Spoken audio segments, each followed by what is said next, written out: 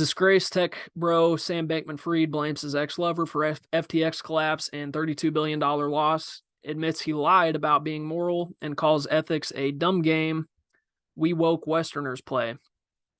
Quote, SEC chair in a corner for lack of oversight of Wild West crypto market.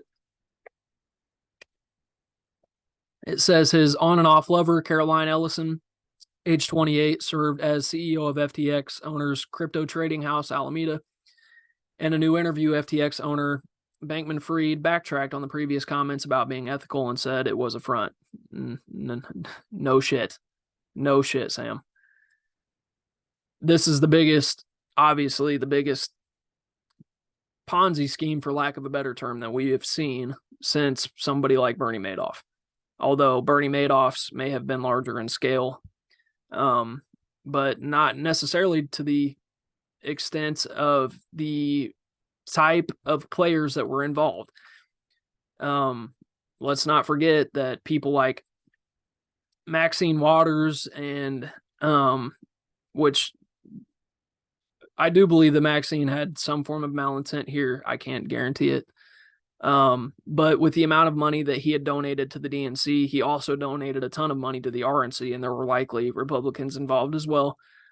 You had too many high-level people like Tom Brady doing commercials for FTX for there not to be some shady stuff going on. I'm not saying that Brady had anything to do with it per se. He likely did not know what he was advertising, given that he is just a football player. But nevertheless, I just thought it was interesting to bring back up. I don't think that we should forget news stories like this. Not when there's $32 billion that was stolen from people. It was stolen from people in a massive, massive scam.